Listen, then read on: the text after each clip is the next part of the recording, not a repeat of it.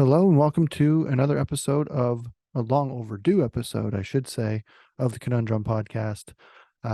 It's been a while. It's been a hot minute. I was kind of nervous. Wasn't sure if I remembered how to do this.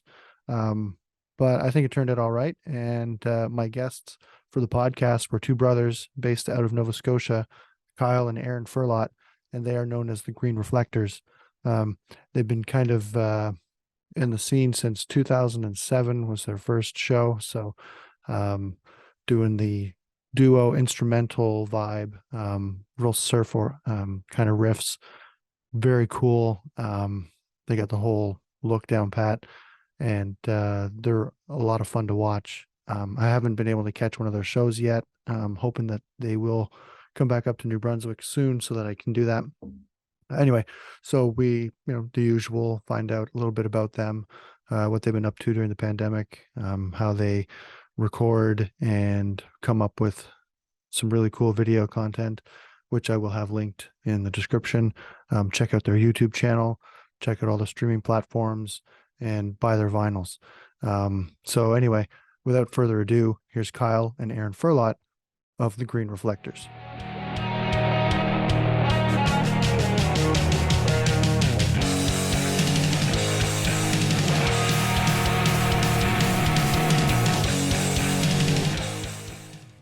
Hello?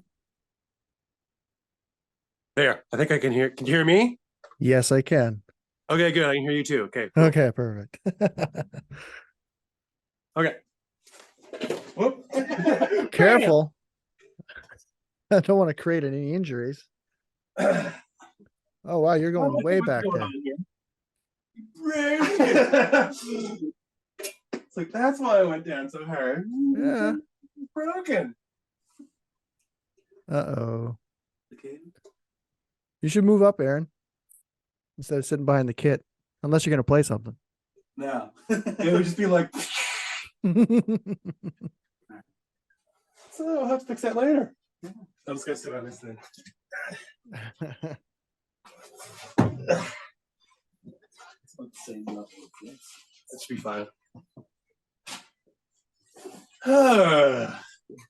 Let's take down this. This sucks. Let's take. Don't worry about that stuff, man. Yeah, but there's cool shit back here. Yeah, I suppose. Yeah. That's a cool shit. That's a cool shit back there, buddy. Lots of cool snare drums back there. Yeah, that's his whole stash. Yeah, none of my stuff is here. We were just recording drums today. Yeah, I saw the Instagram video.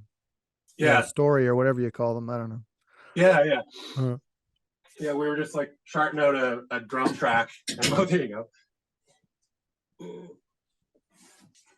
So yeah, this is what's that? This is where the magic happens. Half of it, anyway. Half of it.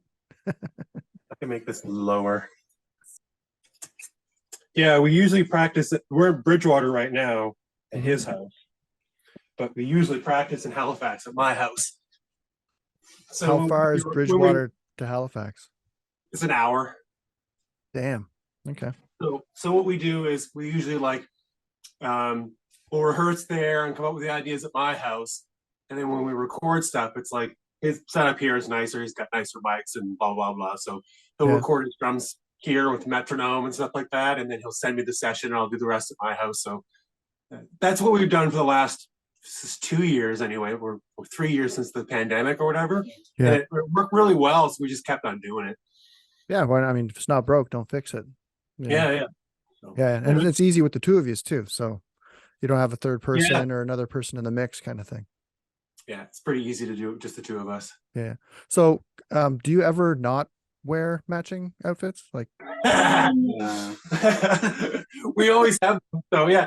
No, it's part of the shtick. Yeah. It's kind of fun.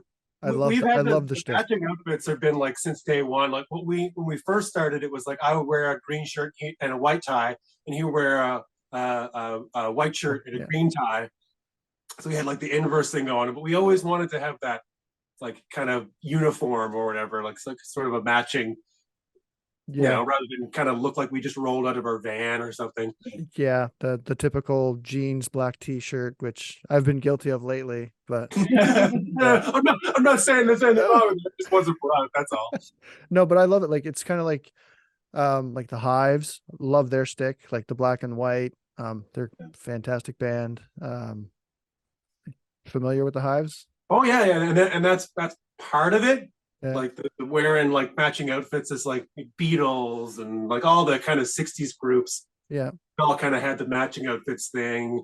And the Hives is kind of a more recent example. Yeah. And I can't remember exactly what it was, but it was one of there's an interview during the pandemic, and some guy was asking Pele about uh the matching outfits thing, and he's like, it just helped sell the band. He said, like, he's like, he's saying something like, a cheap thing that can elevate your band to the next level is if you buy tailored suits or something like that. 100%. Everybody has a matching outfit. Yeah, because everybody is so visual now, right? So it definitely adds to the stage. I think it's awesome. We were contemplating doing it back when we started the band, and then we just kind of got lazy with it. And we have another project that we're kind of thinking about doing similar, like matching outfits or at least similar shirts kind of thing. But that's in the pipeline. That's going to be a while. So, Yeah. but so It's way easier with the internet. Like when we first started, like buying clothes on the internet wasn't quite where it is right now. So we yeah, had to go to Zellers and things like that to find and it was like, sometimes you'd find one that's really good and you wouldn't find, there's only like one and it's like a small, it would fit me, but it wouldn't fit him or something. And yeah, now it's really easy because you can just buy stuff online that just pick matches. two. Yeah, It's great. yeah, that's awesome. So where do you do all your shopping? Well, Amazon and these shirts actually they didn't come on from the internet. So this was like it was like 4 or 5 years ago or whatever. We were looking for replacement striped shirts, and we like emailed the company that our original shirts were and stuff like that, and they like didn't have any. So Aaron was just watching TV one night, and an Old Navy commercial came on. He goes, there was some guy sitting on the subway in an Old Navy commercial, and he had a green striped shirt on. So we need to go to Old Navy and have a look. So we went into the one in Bears Lake in Halifax, and we rolled right in, and they're right there in front of us as soon nice. as we walked in the door. So we went in, and we basically just kind of went like this and scooped everything off the rack. Took a bunch of Sort we the were good sizes for a out while. later. Yeah. That's awesome. I've been a fan of yours, you guys' I don't hey you guys. I've been a fan of yours for a while now. Really dug the first record. The live record was really cool, and your latest record is really strong. So Thanks. just and you guys have a ton of stuff on like Bandcamp, like singles, and you're just constantly putting stuff out. So you kind of preemptively answered my question about like you must have your own setup kind of thing, because today, in order to have like go to a studio or anything like that, is like super expensive. Yeah. So doing it on your own is like doing it on the cheap. But like, do either of you have like any type of engineering or that kind of background, like the like Pro Tools and stuff? Yeah. Just pointing at you. Yeah. I when I graduated high school, it's like 2006. I went right straight. It's like prom, and then like 2 weeks later, I was going to audio engineering college, and I did that for like 2 years, and I studied Pro Tools and how to work on movies and work in a studio and stuff like that. So immediately following it, I didn't get right into that kind of work. But I started to piece together setups, and we started the band, and I kind of just worked and stayed at home and with mom and dad or whatever, and made money to pay off my student loan, and looked for work that was related, and I ended up working on like I did some ADR recording for like a Disney movie, which I always say because that's kind of like my fame or whatever as far as post production work goes. And then I discovered working in radio. So my day job right now is like I work in radio. I make ads. I voice ads. I do radio programming and stuff like that for MBS Radio, which is a radio station that I do stuff for Moncton. Yeah. Yeah, we have So an MBS station here in Miramichi. yes, C-Fan. The river, yeah, C-Fan, yeah. Yeah, 99.3 The River. Yeah, Yep, so I that's do the all one. the imaging. I do all the imaging for 99 Tree the River and stuff like that. Okay, cool. Yeah. But yeah, so and I definitely kind of I learned the ropes, I would say, in school, and then it wasn't really until I got my own setup that I could really like I got more comfortable with it, and now I could chop away at it pretty good without yeah, you know, breaking a sweat. cool. What about like Aaron? What did you do after high school? Like, what's your day job? I work in a machine shop. I'm a machinist. Yeah. I just make metal parts and stuff all day long. It has nothing to do with music. That's not true. That's not true because he uses those skills to That's true. work on his drums and make things. Yeah, I've made little brackets and trinkets and stuff like that. Yeah, Okay. that are broken, and like there's at least one snare back there that he kind of like pieced together on his own and made parts for. Oh yeah, there's a couple there. Yeah. Yeah. It's always good to have somebody that's handy, especially if on the road. Like, yeah. Like van breaks down. You can't rely on Santa Claus to fix your van all the time. No. He's good at fixing stuff and good at building stuff. And just in the storybook. Yeah. Yeah. Which we, I don't know if you saw that one or not, but we did. Yeah. That was the ref. Yep. That's funny. What was I going to say? The videos that we do, like a lot of the time we have to make things because we didn't make the marionettes that we used in that video. Another guy did, but like Aaron made the little miniature drum set and stuff like that. And then the most recent video we did with the soapbox cars, he made all of that. Yeah, saw the behind the scenes. So where did that idea come from? I guess like clearly there was a good hill. Oh yeah. Well, back in I think it was like, I guess it probably would have started maybe in the 70s or 80s or something like that. But they used to have like soapbox races on that street in Bridgewater, Dominion Street. And I could remember like going to one when I was really, really little. And I don't know, they probably stopped having them like shortly thereafter because I don't remember any other, like, I just remember that one time. Yeah. But Dad had made us a soapbox when we were really little, and we sort of based it off of that. And then we decided we'd take it down Dominion Street to kind of, in sort of reference to our dad building us that soapbox. That's what they look like. And then Dominion Street, as they used to host the soapbox races, so we're like, let's do that. And then we just took them all around town and did other stuff too, just for fun. Yeah. So Aaron, did you have like pictures of reference from like those old soapboxes to build those off of? Well, the one that we had, the one that Dad made us, there was like pictures of my sister and I sitting on it, and there's a couple of pictures of Aaron on it, and there's some video and stuff like that. And I have a pretty strong memory of that because it was like I would say it was like yes, it was. It was a pretty big part of our childhood. It was always sort of around somewhere. Like it was here for a while in Bridgewater, and then it was at my grandparents for a while, and Martins Point. It was in Crosstown and stuff like that too. So it just sort of followed us around for a long time. Like it was made, I was only like a toddler when it was made. And it was around up until I was in grade 8 or 9 or something like that. Then a friend put his foot through the back of it, and that was kind of the end of it. It was kind of a bummer too, because it was like I wasn't the one who destroyed it. It was some other kid. Always somebody gotta take it down. Gotta wreck shit. Yeah, it's kind of a bummer. But anyway, so after that it was scrap, and we just we didn't have one. So we decided to make some we're in our 30s now, and here we are. Yeah, we had to make it bigger. Yeah, there's 2 of them now, and they're both quite a bit bigger than the original. And they have proper steering. Before it was just like brake. Like the other one didn't have a brake. Well, being that they're bigger and heavier, you probably were going down that hill a little bit faster than when you were kids. Yeah. Oh yeah. Yeah, the drone said we were going 40.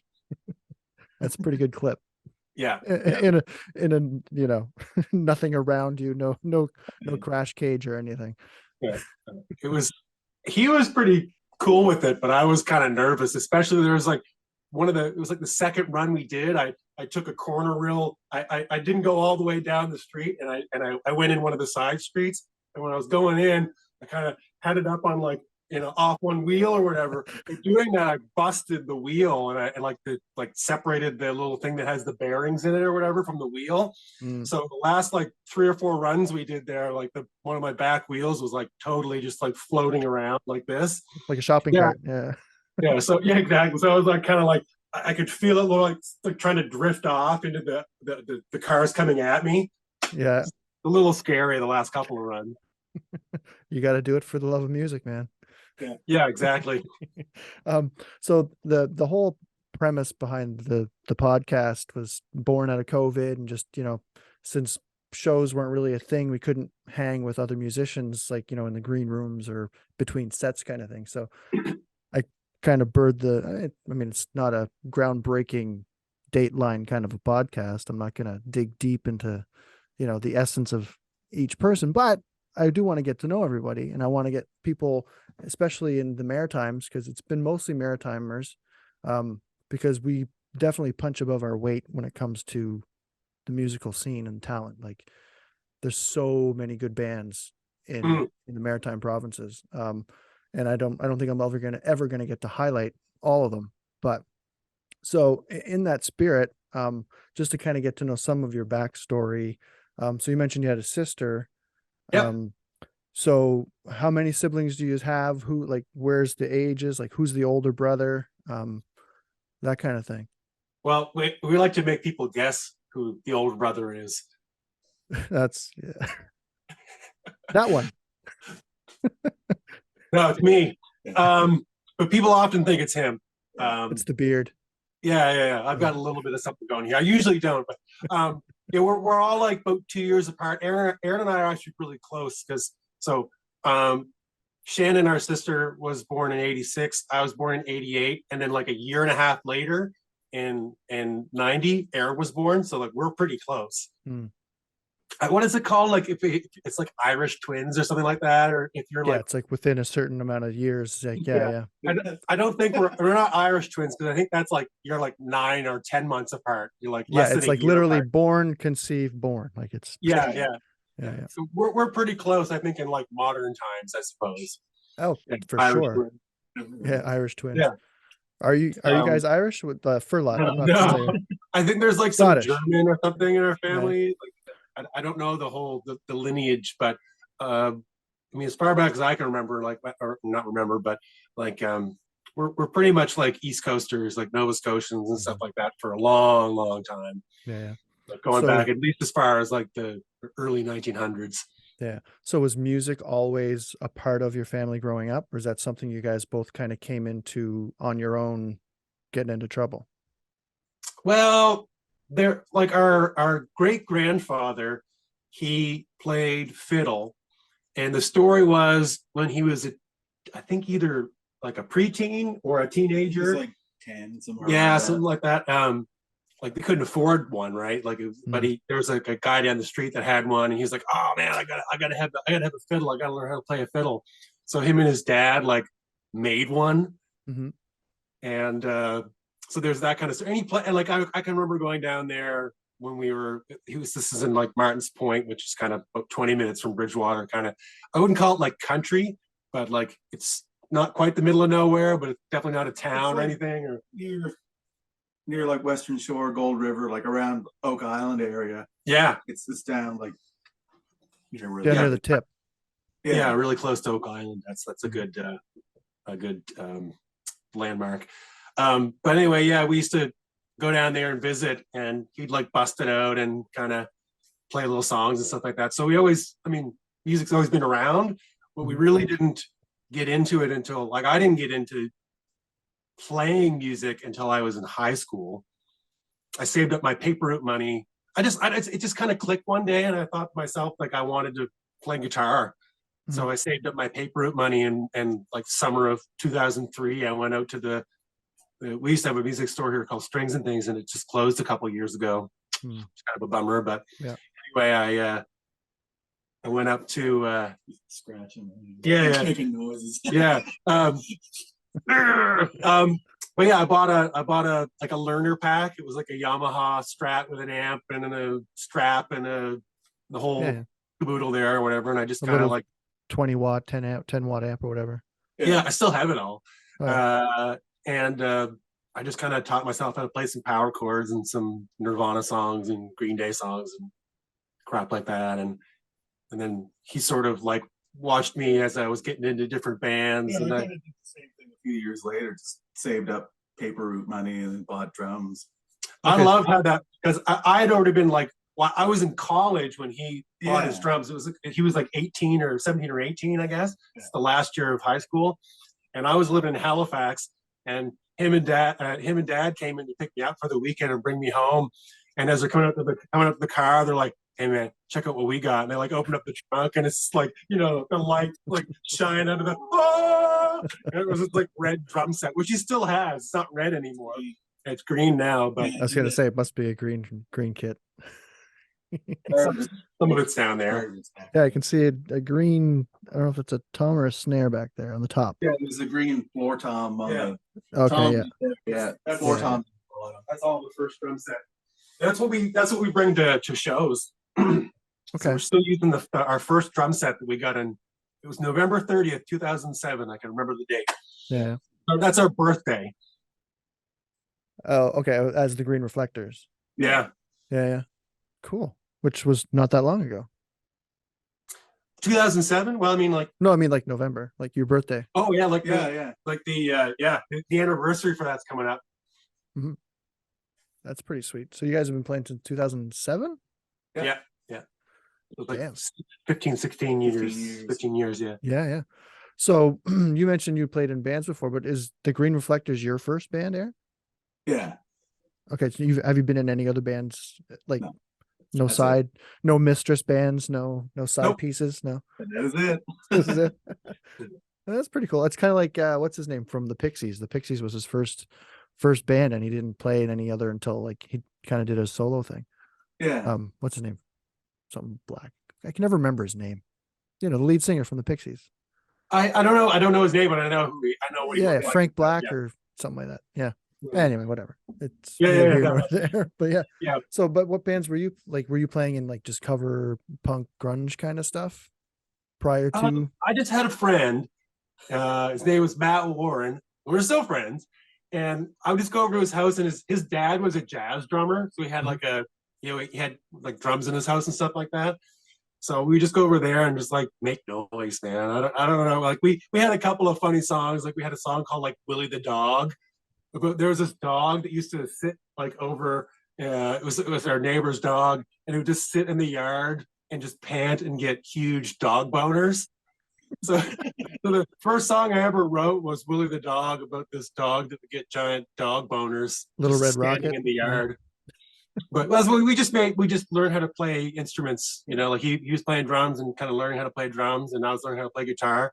So we were both in the same boat, and it was pretty much just him, like me and him, just like a duo, kind of same thing. We just, you know, turned the distortion on and played loud and annoyed his parents and stuff like that, and just had fun. And we played a couple of shows and stuff like that, as like the Matt and Kyle band and things like that. But that was pretty much it. It was always bands with this guy, and then like he kind of flunked grade 10, and then he sort of went to an alternative school, and then we, you know, like jams and practices and stuff like that were kind of few and far between. So I was on my own for pretty much for the rest of high school, Right. And then I was interested in it, and I kept doing it myself, and then by the time it was like my first year of college or whatever, he bought the drum set. Bought the kit. Yeah. So did you take drum lessons? Like, were you just kind of banging away on your own? I did for a few months there at first, while I was still in high school, and then after that I didn't have any time. But just in the last, it's almost 5 years now that I started taking lessons again. I just wanted to get things kind of progressing more. That's how serious he takes it. Yeah. He's like playing drums for like over a decade, and then he goes back and takes more lessons. Oh yeah. Yeah. I used to give lessons, and I'm not someone that should be qualified to give lessons, but in doing them, it makes you focus in on what you're going to teach. so you're then kind of giving yourself drum lessons. So like you're like, oh, like my doubles are kind of sloppy. So you really work on them. So when you're showing the kids or whoever you're teaching, that you can do it, Yeah. it kind of helps tighten yourself up. And because I didn't take any real lessons. My brother who played drums, he's like 9 years older than I am. So I remember in the basement, he'd have his kit set up because he was playing like my dad's country music cover band or whatever. Yeah. But he was like super into like Journey, like Steve Smith and Oh yeah. all those cats. And then one day he gave me a VHS of Dave Weckl, Back to Basics, because he Yeah. saw I was trying to learn, and he's like, "That's all you need right there." Yeah. Okay. So I ended up finding a DVD copy of it, so I still have that, and then every once in a while I'll throw it on. But yeah, it's Dave Weckl is definitely way better than pretty much 90% of the drumming population out there. Yeah. So the so drums was your first instrument and guitars was your first instrument. So when Kind of like I played trumpet for like a tiny bit, Yeah. and in like in band, middle school? 'cause, yeah. Well, I remember like I can remember going into the band like when they were like kind of setting kids up with their instruments and pick stuff your like instrument kind of thing. Yeah. that. Yeah, and they just kind of like threw the trumpet at me, so I was like, okay, I guess this is what I'm going to do. And it wasn't really what I wanted to do, and I only stuck with it for like 6 months. And he wasn't even trombone was like maybe the summer, I think, and you were Yeah, gone. I did trombone for like band camp, and then I didn't do it further than that. so yeah, that doesn't count, I guess. I've heard stories about band camp one time. Yeah. It's an American Pie reference. Oh yeah. I know. One time at band camp. Went to the band camp. One time at band camp. Yeah, that's no, I never got to experience band camp. Oh, that's too bad. All it was they just used to have it at like one of the high schools here, Yeah. and you just go to different classrooms, and people would kind of tell you about the instrument you picked. I found it confusing, yeah, because they had like a bit of a schedule, like go to this classroom and then go to this classroom. I didn't know where the frig I was going in this high school.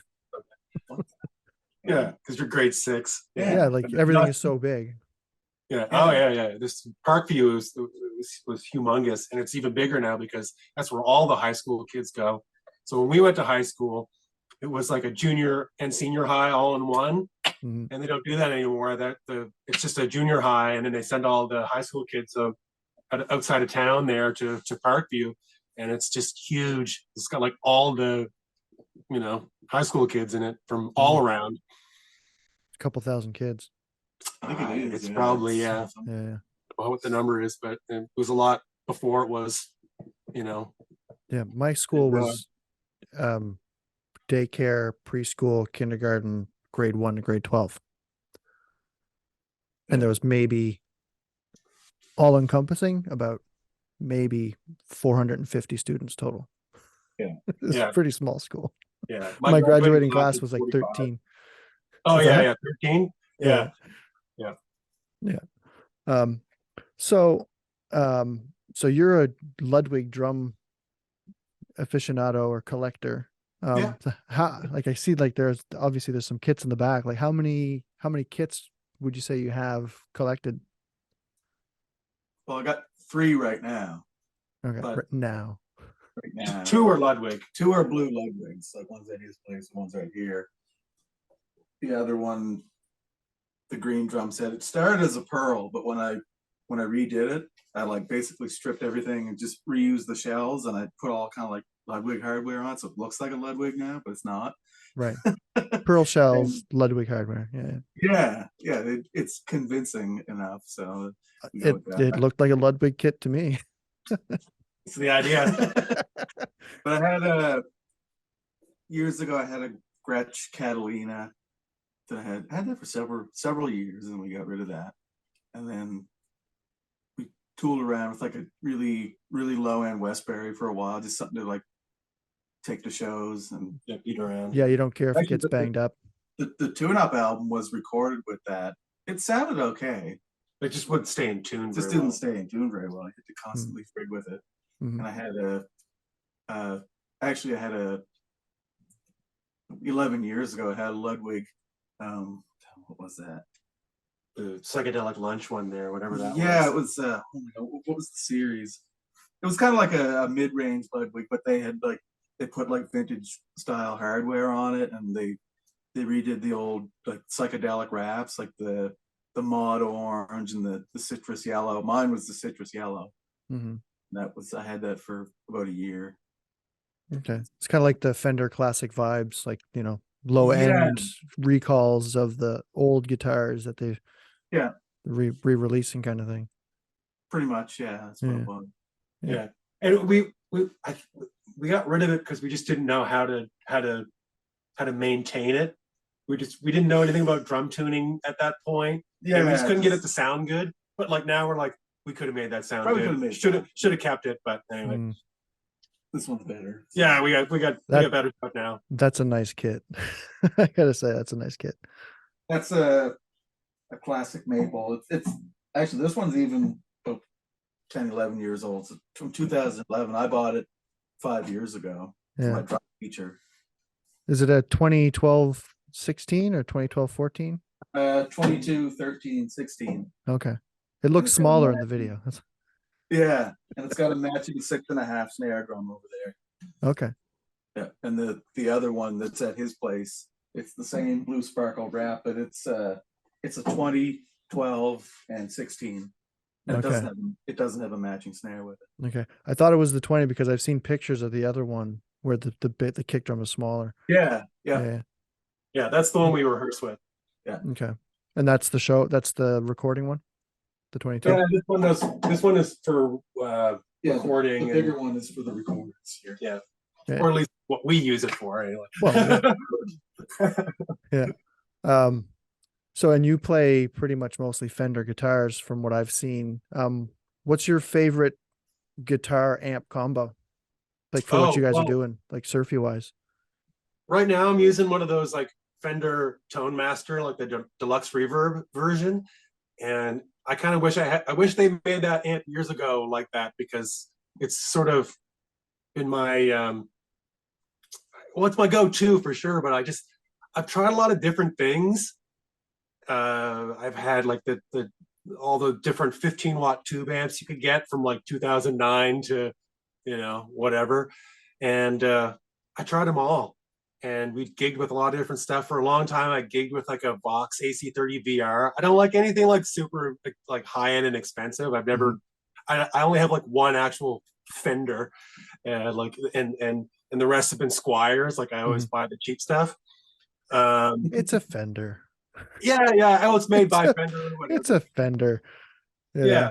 That's like But Epiphone and Gibson. It's all made by the same people. It's just parts that are kind of different. Like yeah. But the Tone Master Deluxe Reverb, and I really like the Squire Affinity Jazz Master that comes in the Burgundy Mist. Been using that for a while now. I've had that guitar for 2 years.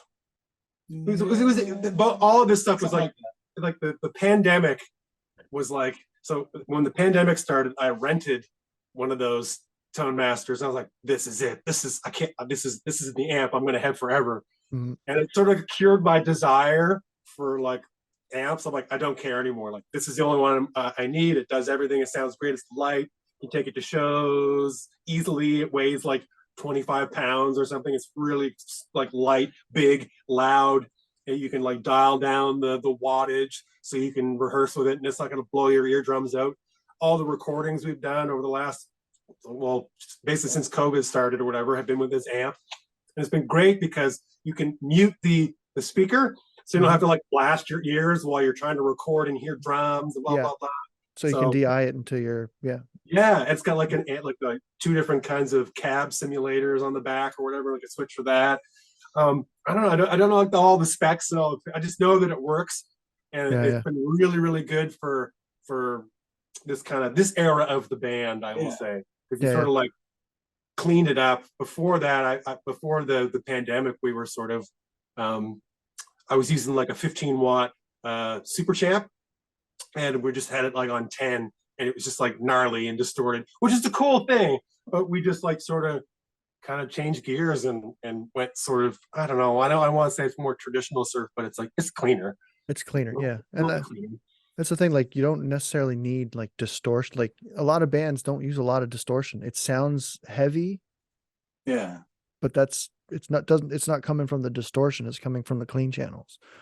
Like, like Bad Religion and those cats, like they don't use distortion pedals or overdrives like you would think. Like, it's a lot cleaner than people realize. Yeah. Yeah. Like, as I know, like for our band, Jack, he plays a Gretsch hollow body through usually it's a Fender Deluxe or a Fender DeVille. He has one at the jam space. Actually, he's Yeah. got this tiny little Vox. It's like literally like this big with like a little. Pathfinder. I'm not sure. It's got like one tube and solid state, so it's like both. It's like Oh, it's no bigger than my laptop. someone's at our door here. Yeah. Uh-oh. Just hang on a second. Sorry. I have to edit this part out. I don't know who's That's that. fine. We'll keep talking. It's all good. So yeah. Intermission. What's that?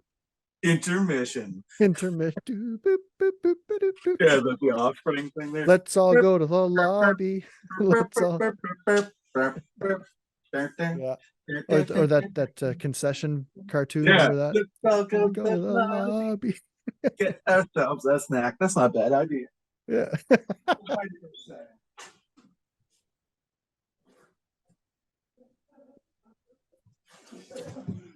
Refreshments. Nice. Some H2O. So like, Yeah. there wasn't anybody we know. There's like, he came to the front door, which like no one around here ever comes to your front door.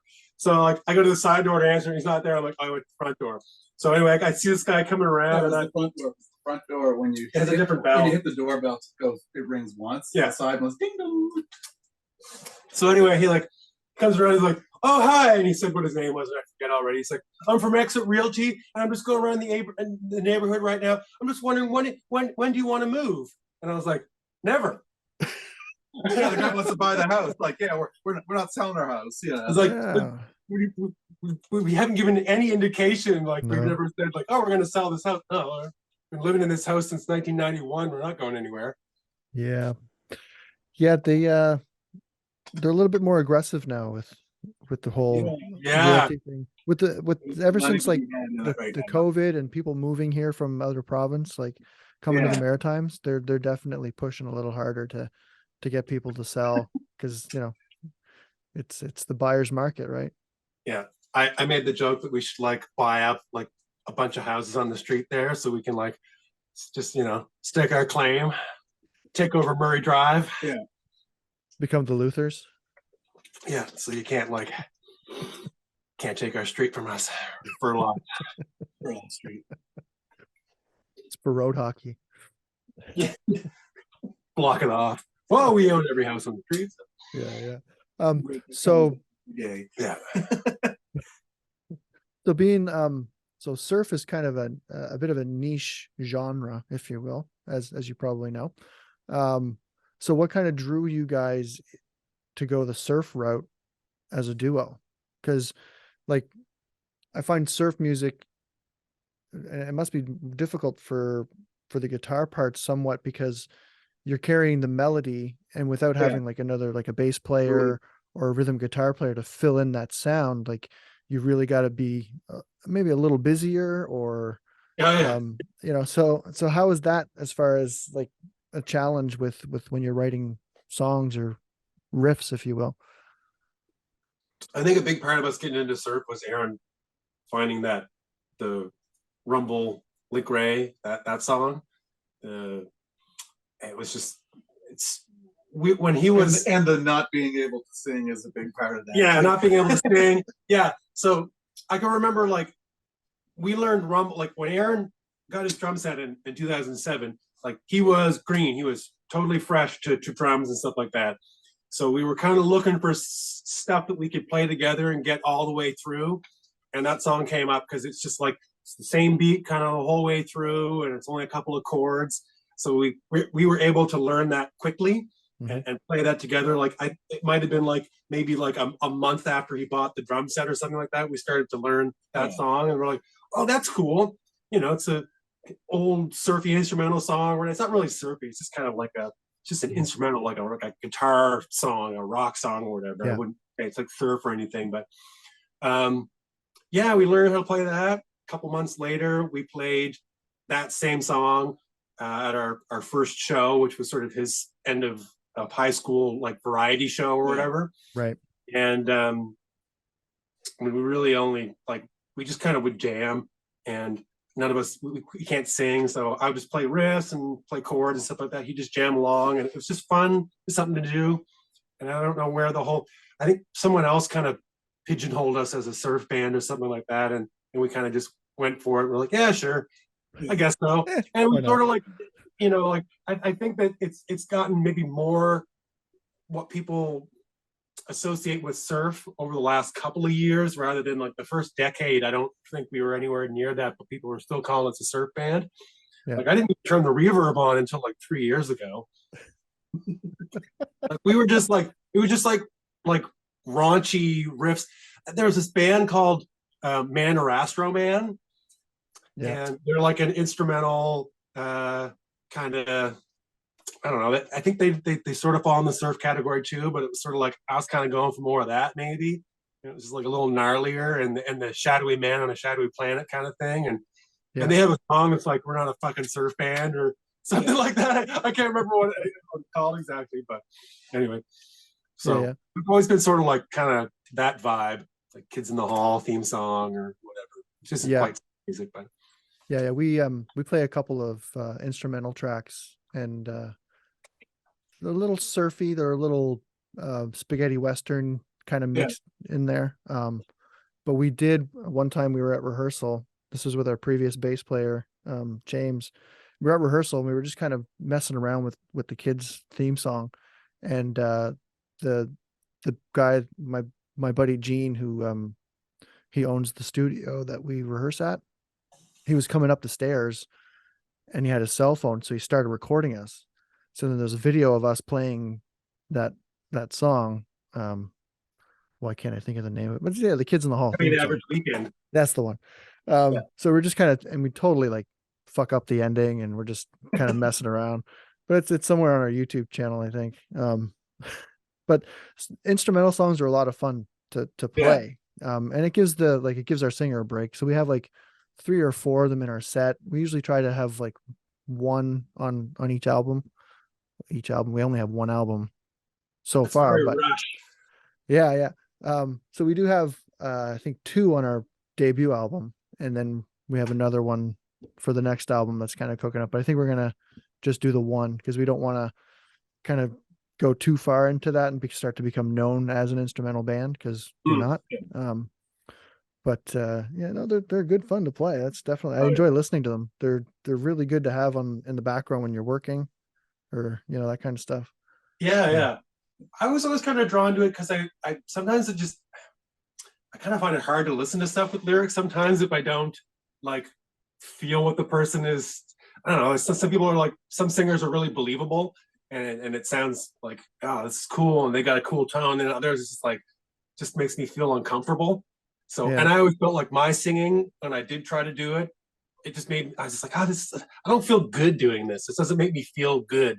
This isn't like cathartic in any way. I'm not like getting anything out of my system by singing these lyrics. And I was like, I didn't like it. It didn't resonate with me. I always liked playing guitar. So you didn't fall into the trap of, well, no one else is singing, so I might as well kind of, because that's a lot of times, a lot of bands like Jack, our singer, he kind of sings because no one else sings. And he's been doing it for so long now that he's become a pretty good singer. But a lot of bands, that's, there was no singer, so somebody had to do it, kind of thing. Yeah, and I mean, a lot of people ask us, like, so where's your singer? Where's your bass player? And stuff like that. Like there's some people think there's something missing. They guys do any Bruce Cathro?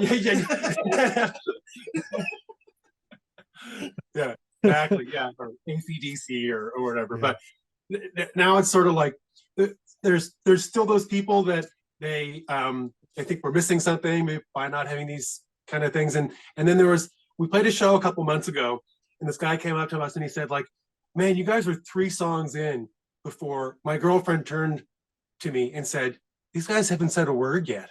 Like they didn't like he didn't even realize. He said, like, I was like, I didn't even realize, I wasn't even thinking about it. It's like I was just enjoying the music, enjoying the great. show, enjoying the performance.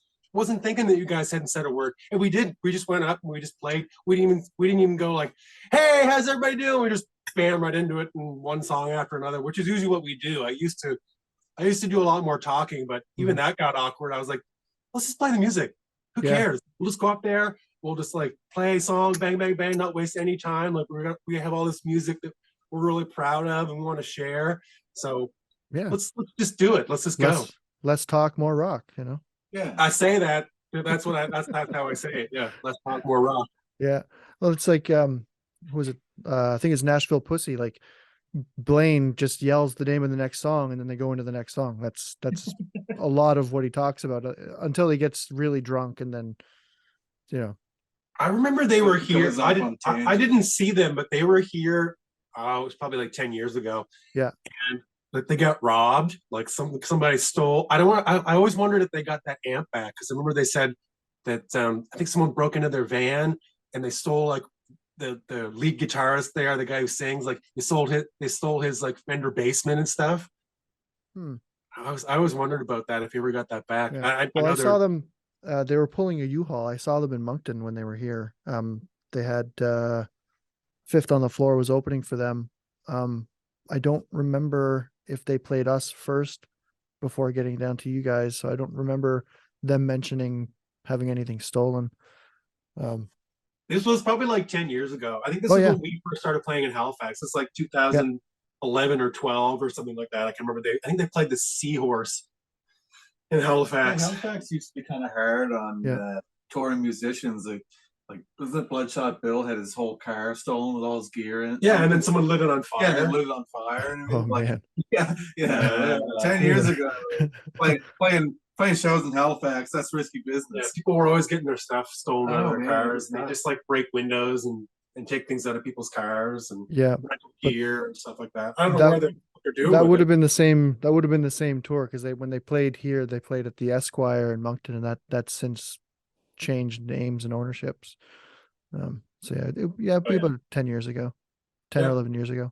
So I can remember there was a Facebook post and somebody had stolen at least that amp. I just remember like a vintage. They had a picture of it. It was like a really decrepit looking, like really cool Fender Bassman. It's such a drag, and it's like someone who you. So the person who stole that is like, what are you gonna do? Like it's obviously like that was really easy to recognize. Like I think even had their name on it. You know, like what are you gonna do with it? You gonna keep it? Years ago, you used to hear pretty much every week somebody had something stolen. Like Carmen Townsend had like some like vintage guitar. Yeah, she had like her guild was stolen there. Yeah. Somebody got it back anyway. Well, even like sidetrack.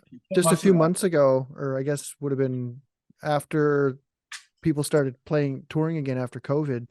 Lagwagon had a bunch of their stuff stolen too. Yeah, I heard that. Yeah, their band, like they got roasted like hard. Half of Ron's drum kit and a couple of guitars and bullshit. And it was all like, once again, it was stuff that was like really like uncommon stuff. Yeah. So it's like easy to spot. Yeah. So anyway. Yeah. It was Ron's custom made like drum kit. Like I think it was like one of the floor toms and one of the it's easy to recognize stuff. Like like you said, what are you gonna do with it? You can't sell it. You sell that anywhere. Especially a drum kit. Like you can't sell part of a drum kit. Like yeah. I'm not trying to like justify stealing stuff from people, but it's all just dumb. Don't do it. Right? Especially musicians, because we're not, making any more than like what, $20 a show. Oh yeah. We can't afford to buy new gear. It's like the Dennis Moore there. Steals from the poor, gives to the rich, stupid bitch. Yeah, pretty much. What did you guys call that? So your album art, a lot of your art, you guys have a lot of really good content online. Like your YouTube videos are awesome. And the whole aesthetic, like you say, like with the outfits and all that stuff, but even like your album art, like the pinup girls, like you've got was May C. Funicello. Yeah. So you've worked with her a couple times, and she's based out of like Texas or something. Yeah. Like, how did you guys hook up with her? Well, when COVID hit, we had 4 songs recorded, and we the label that kind of approached us. So Missing Fink Records approached us while we were on tour in 2019, and he said, Johnny, he said, like, do you want to be on this Christmas compilation? And we didn't really know at that point like what Missing Fink Records was. That was the first time I heard it. Yeah, it had like 400 or 500 followers or something like that at that point in time. But I was like, yeah, sure. So I sent him a song, and then it turned into something. And he was like, you guys, I love you guys. You guys are great. I got you pegged for an album and a single. So we were like, oh geez, well, we better get to work. And the guy he only makes vinyl records and stuff like that. And we've never had one before. So we recorded during lockdown these 4 songs.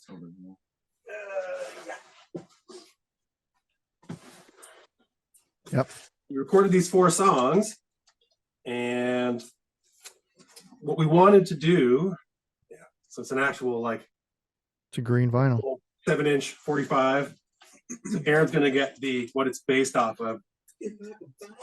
But yeah, the tune-up was based on the Shadowy Men Savvy Showstoppers album, and we sort of took their characters and made our own characters. So like everything we do, it's always like kind of like a nod to, tribute to something else that we like. It's cool, that we think is cool. And we're like, I had the ideas like, why don't we do that? We went to Quebec one time. Yeah. Well, we went to Quebec one time, and we went in this record shop, and this guy he got it out of us that we were a surf band. He's like, oh, no way. And he's like telling us about this band called Lace Jaguars. So he ended up giving us like a bunch of Ventures records and a Lace Jaguars record. Which was this one. So it turns out that the second Lace Jaguars album from '65 looks like this. I see it. That's pretty cool. Why don't we? Yeah, so we're like, let's try that. Let's try something totally different. We won't even be on the album cover or have, let's do something totally different and see what happens. Yeah. So yeah, that's badass. And the zebra print was my idea, because we have a song called White Zebra, and I thought what could she wear that would be that would work? It's not like a leopard print thing. We just happened upon her on Instagram. I think you found her just randomly, and it was in her bio. This like DM me for collaborations, like pin-up photography collaborations, and you just sent her a message like, would you be interested in like helping us recreate, like doing a tribute to this album? Yeah. They were all over it. Yeah, and they had it done in like a couple of days. Yeah. Like ordered the outfit, and they ordered like a green background and stuff like that. Like I think at that time she like lived next to the studio, so it was like it wasn't a big deal. Like they were kind of in a little bit of a lockdown there. Texas was a little bit different. I don't know the whole situation, but they were it was the beginning of COVID. They were in a little bit of a lockdown, and it was just something for them to do too. So we did that one, and then the new one, which we don't have a copy of the physical record yet because it's not done. Cool Rides, that was sort of based on another album cover as well. Yeah, which Aaron's got, because we did this one, and it sold pretty good, and it did really well, and people really liked it. So we're like, well, let's do one more with Macy, and we'll do like a full album cover, like a 12-inch album cover or whatever. So is it going to open up? Is there going to be art inside as well? Yes. So this is here. Throw that over.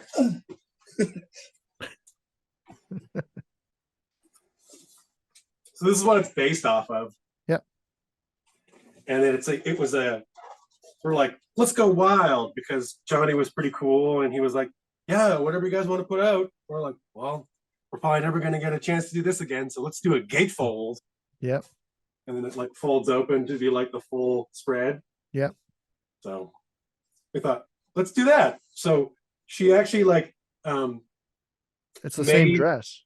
Well, she had like a friend of hers make up like a replica of that bathing suit and everything, and we like hunted around Texas with her like to find like the right pool to use and everything, and we had like we had like pillows and the yellow towel and all that kind of stuff. And then then the inside of it was is a totally different thing. I don't have a picture of that I could show. Like this is not what it is. Ours, we had an artist in Germany do a really cool art piece, kind of based on Upper Clements Park, which was like it's a now defunct and torn down amusement park in Annapolis Valley in Nova Scotia here. Mhm. And I kind of sent him like pictures of some of the old rides and stuff like that. And there was a flume ride and a roller coaster, wooden roller coaster, and bumper boats and Mhm. plastic cars and stuff like that. So I was like, I kind of gave him that kind of idea, and then he was able to make this really nice like gatefold art piece that had all those kinds of things in it. Really colorful, really nice. It's pretty wild. So That's cool. So you'll have like images of all that stuff interspersed with all your lyrics, right? Yeah, exactly. So a little more art heavy, but yeah, that was actually one of the things I was like, we got to make sure like there's no extra text on the inside of it. Yeah. That was like one of my things. Like, let's just have it be an art piece. Yeah. So there's like a little bit of like tiny bit of like credits on like on the front gatefold, just saying like, hey, we're the Green Reflectors. I played this. Aaron played this. We had this person collaborating here. Just this little tiny bit, Just and the rest of it was just image, just all image. Yeah. That's And, awesome. the art piece on the inside, really the only text is like there's a sign. It's meant to look like kind of a road sign. It's got like different little things coming off it. Show you where the rides are. Yeah, it's like Okay. yeah, let me show you where all the different rides are. But like that, those are the song names. The song's name, yeah. That's so, cool. and the song names are sort of based. Some of them were like one of them was the Sissibu Sizzler, which was the flume ride. Okay, So that's cool. We named one of the songs Sissibu Sizzler after the flume ride. But Yeah. that record, it isn't. It's out on Bandcamp and it's streaming, Cool Rides and Pool Sides. But the vinyl, there's just been delays and stuff like that. So we're just kind of. It's really close now. I think that the test pressings are done. This is all taken care of in Georgia. We don't. Yeah. So have you received the test yet to listen to it? What's that? Have you received the test to listen to it yet? Oh no. Like, and we probably won't get like the label guy will get it, and then he'll listen to it, and he'll be like, because he's in Georgia, right? So it would take like a while for him to send it to us anyway. So he'll what he did last time make with the decision. 45. What's that? He'll make the yay or nay decision on whether it's ready, kind of thing. Yeah. Well, when he made the 45, he called us up, and then he just kind of played it. And he goes, I'll tell you, like, for my ears, it sounds great. If you guys want me to send you a copy before I approve it, like, that's cool. And I was like, no, let's just do it. Yeah. It's going to be the same thing with this. Yeah, cool. So I've listened to the album on the streaming platforms, and fantastic, great job, love it. I love the drum work. Like as a drummer, it's the first thing that really grabs me. You've got some really cool fills, some really tasteful stuff. I'm a fan of your drumming. So just throwing that out there into the world. High five. So you guys played in Fredericton, I know, because at the Broken Record Bar Music Room. A buddy of mine that I grew up with, Trevor Young, owns it. And you guys were featured on an episode of Bad Chad. Yes. Twice. Now, on that episode, like you see you guys playing and stuff, but there's two guys that have like a little soundbite, little interview, if you will. Yeah. Aaron Young and Brian Davis. Yep. Who played in Dapper Dan and the Drive-In Classics. Yeah, they were there that weekend at the car show. Yeah. Aaron was in my first band. Oh, okay, yeah. He and I used to skateboard together, in and around Miramichi.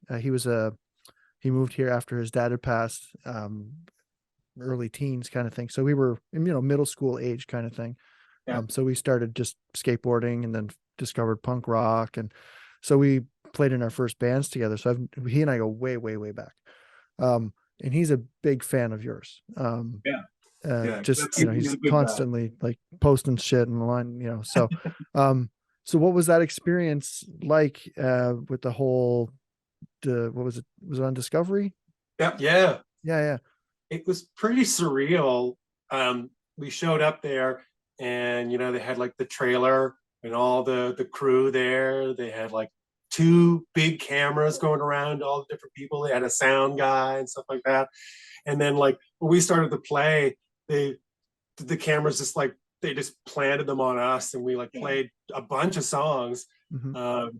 And I was like, man, I wonder what's going to make the cut. And it was really cool. There's a bunch of, I mean, they recorded a lot of stuff that we only got like 30 seconds, but still like, oh yeah.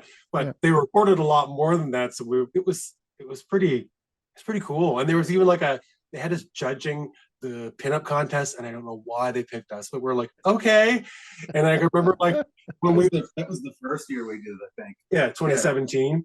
18.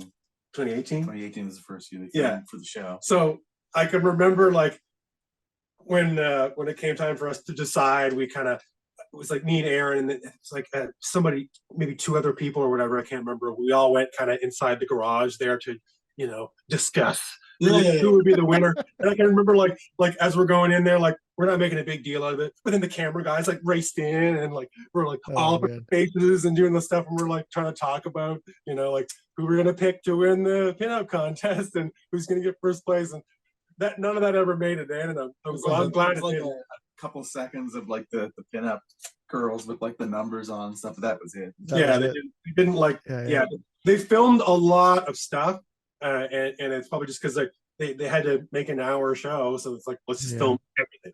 Yeah, absolutely. a lot of B-roll, a lot of no, but definitely like I can see why they would have filmed a lot of you, because there's a lot to use, because you're very animated when you're playing. It's a whole show, right? So and that's the other thing with what you're playing, like you can do all the struts and the jumps and the kicks and the which is a lot of fun to watch. That's always been a big part for me. I just kind of, it's just fun. Like I don't like the idea of just standing there and playing a riff. Well, you don't have to worry about getting back to the mic in time to to sing anything. Like it's wherever you are is whatever you're doing.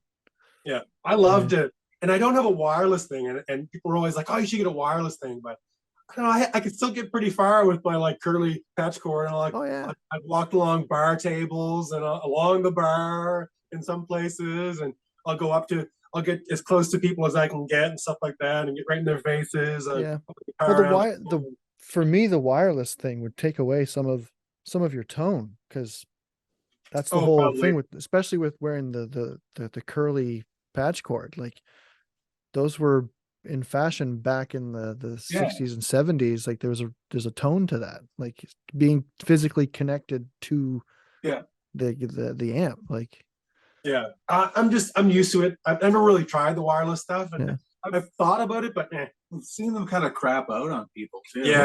Like not even that far away from the amp, and it's like it's cutting out, getting thin and stuff. It's like can't have that. Can't have that. No, I mean Zach Wilde, he runs a like forever long patch cable and goes into the crowd to do his solos. Like if he's not using wireless, and he should, because of that. But he's got a guy that follows him. Like batteries. I have no desire to use anything with batteries. That's the other thing that it fail you. So I've had pretty good luck. I've had the same pedal since I was a teenager, and a lot of my cables are really old too, but I take care of the stuff, and it's never really let me down. And if it does, I've always got a backup, and it's really quick to switch, get another one. Exactly. So I've got a section at the end of the podcast I call them the crash questions, because again, I'm a drummer, duh. Yeah, there you go. That's a classic Zildjian A right there. That's it. Yeah. Nice. I recently just switched from full Zildjian to Sabian setup. I went down to the factory and got to hand pick some cymbals, which was pretty cool. Sweet. If you ever get to, like, not to switch you to the brand or anything, because I'm not endorsed, but if you ever get a chance to go to the factory, it's well worth it. It's pretty awesome. Yeah. And my buddy Randy works there, so I could probably hook you up with a good tour. Pretty cool. Neat to see. So the crash questions. So I don't want you to influence each other in your answers. They're not necessarily quick fire or rapid fire, but answer as honestly as you can, I guess. Okay. Okay. So the first question is always the same: cake or pie? Pie. Cake. Oh, one of you got it right. Was it cake? Yes. No, it's pie all the time. Definitely ice cream cake. Oh well, that's a whole. That's can you really quantify that as cake though? It's in a it's it's in a shape of a cake. I could eat a lot more pie Really? before I get sick than Yeah. like cake. Yeah. Yeah. And then Like pie, you've also got like savory pies, like meat pies and pot pies. yes, Yeah. true. Yeah, shepherd's pie. Yeah, there's a Yeah. lot of pies. Yeah, I'm big on pies. Yeah, I guess. Not trying to can switch you to the other team. I'm just, Well, what about like pizza pie? You know, Yeah. people say it sometimes. I don't get why it's considered pie, but like, okay, It's because of the way. Well, I guess you cut cake the same way too. I guess I like pie. I it's like the pizza. crust. Like It's the pizza. crust. Yeah. Yeah, yeah. What's your favorite pie? Food in general. Yeah. Sweet. What's your favorite pie and what's your favorite cake? I always like blueberry. Yeah. I'm a big blueberry pie fan. Oh, that stuff that comes from Dairy Queen is pretty good. There, the white ice cream and then Yeah. the chocolate on the bottom, and it's got like the crunchy layer in the middle, which Yeah, you don't like, but I like it. The last time we like his last or no, when was that? So he pretty much gets an ice cream cake like every birthday, Yeah. and then like it'll like sit in my freezer for months and months and months and not get eaten. Like what's left of it. Yeah, not always a lot of it. But I actually had one. Actually, no, it's gonna make it seem like gross, but I had one of those ice cream cakes in my freezer for like 6 years, and it had turned green.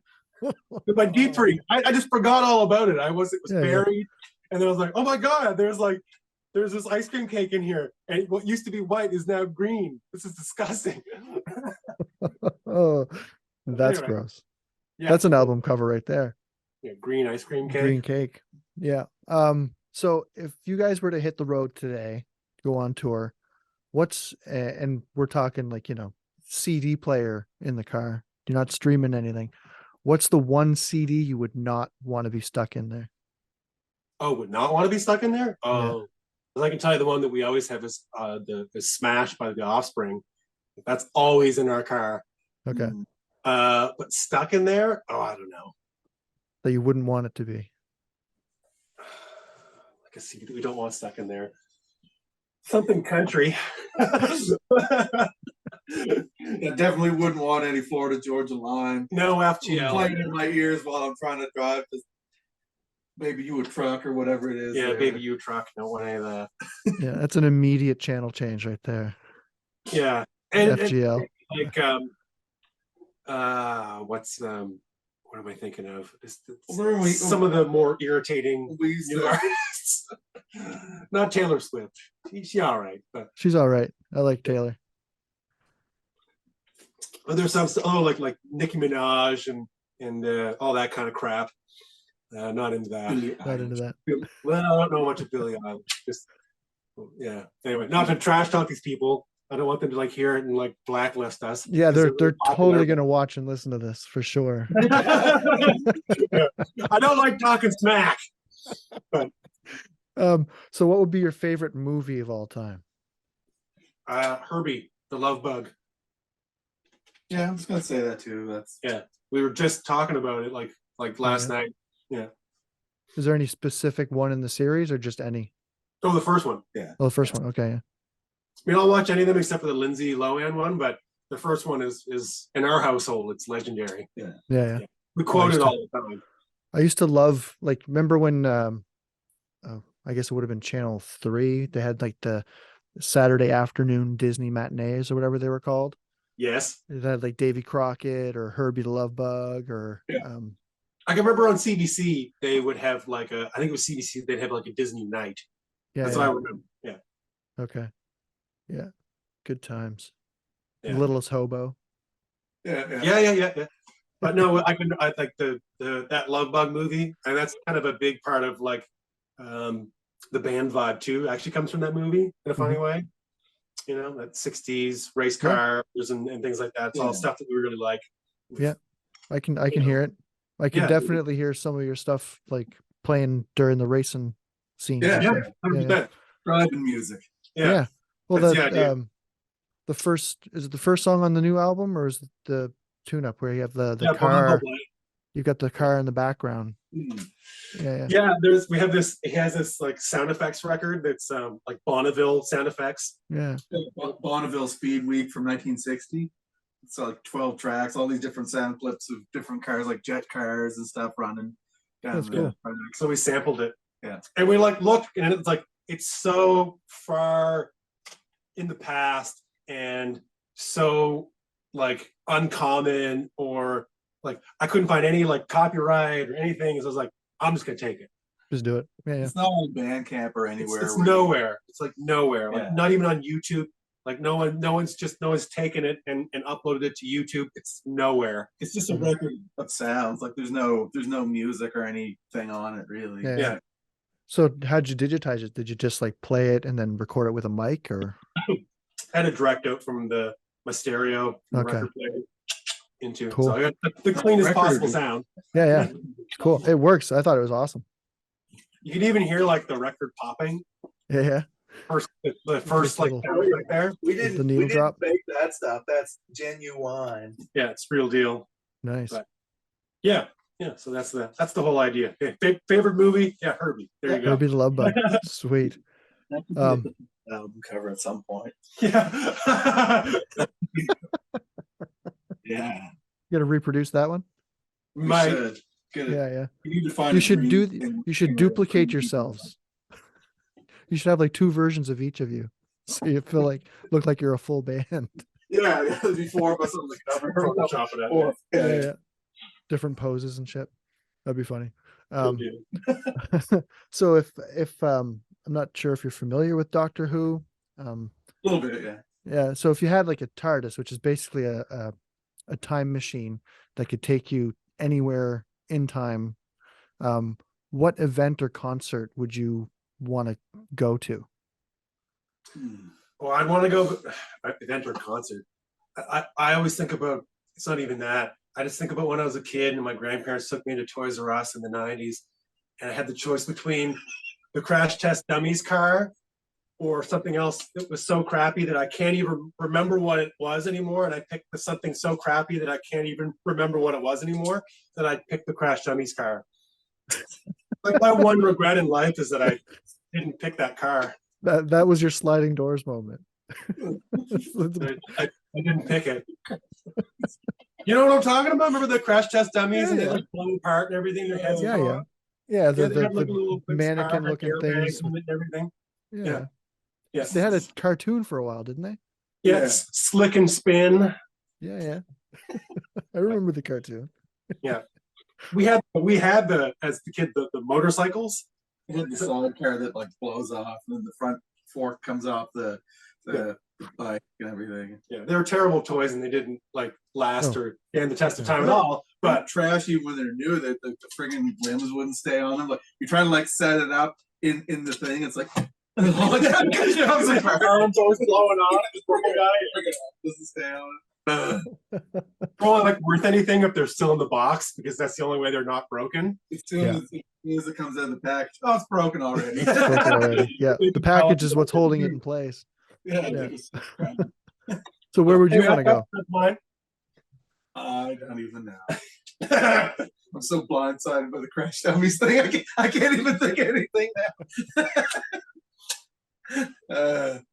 We'll have to skip on that one. There's got to be a show or I have something. one other one. If I can pick 2, I have one other one. Yeah, go for that. It's now when I was in grade 2. They still exist, but remember Gushers? Yeah. This is another stupid thing. But so, like as a kid, like when you get Gushers, like back in at least my day in Bridgewater, like we, like a lot of the time you get like the no name gummies and stuff like that in your lunch, and they're like, a little hard, but they're good, like whatever. But like Gushers, like that's next level. So anyway, like fruit roll-ups and stuff like that, like the real name brand stuff. So anyway, I got Gushers in my lunch, and I had them outside for recess, and these kids were like following me around, like begging for one of my Gushers, like, "Oh man, can I have one of your Gushers? Can I have one of your Gushers?" And I'm like, "No, I'm gonna eat these Gushers myself." And they kept on bugging me. So eventually, like, I got down to the bottom of the bag there, it's empty and stuff like that. So I took the bag and I threw it at them, crumpled it up and I threw it at them, and they picked it up, and there were gushers left in it. I was so mad. And they laughed at me, and they're like, and I'm like eating the gushers and everything. I'm like, ah! So if I could go back in time, I'd make sure to finish that damn bag of gushers. It's my two biggest regrets that I gave those kids gushers by accident, that I didn't get that crash test dummy's car. So do you think any of them like had to split a gusher? Like, how would you do that? It was two guys, and they both definitely got at least one gusher each. Oh, man. My memory's a little fuzzy, but I know that they definitely got gushers. It's like I remember them. I can remember them like going in the bag, like they pulled out one, like and then they pulled out another one. It's like the two guys in Kung Fu Hustle when they steal the ice cream from the little girls. Yeah. They get on the train car. They're like, Running down their face. Oh fuck. Yeah. No, So lastly, I probably should have asked this at the top of the podcast, but how did you come upon picking the name Green Reflectors? You want to tell that story? I talk too much. It was me and Dad were out in the valley one time. It was like an automotive flea market that we went to.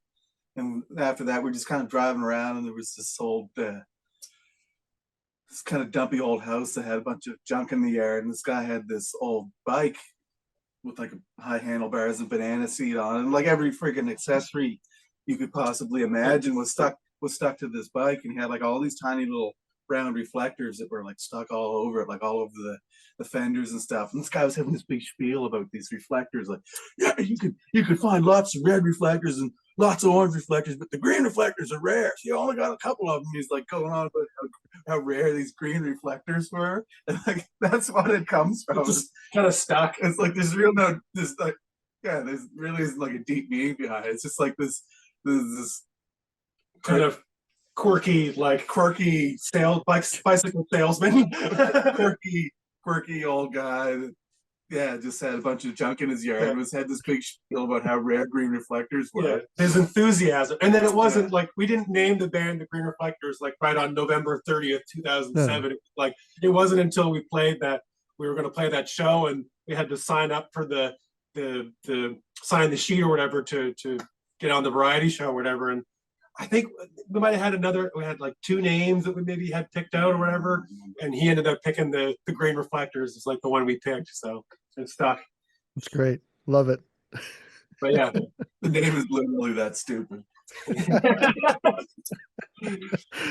to find out years later, I did the Black Keys, their story of how they got their name, I think is kind of similar because it came from another guy, I think in their neighborhood or whatever, that like Black Keys means, I think it was something like a weird kind of, you're an oddball person or you're a real Black Key. It's a weird vibe or something you get from somebody.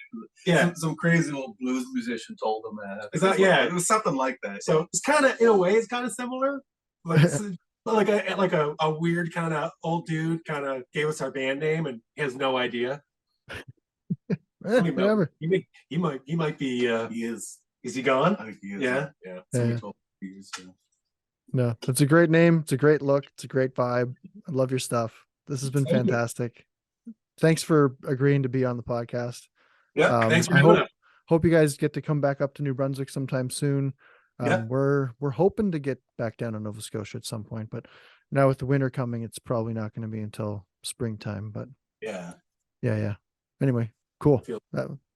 All right, so that was my chat with Kyle and Aaron Furlotte of the Green Reflectors. Again, check out their content online, check out their vinyls, go to their website, buy their merch, go see them when they play anywhere near you.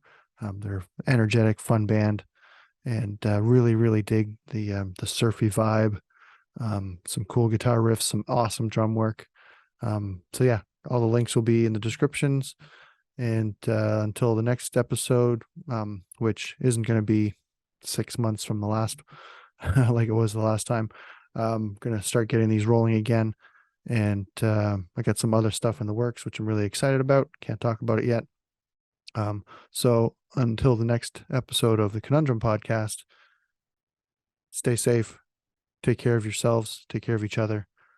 We'll see you in the next one.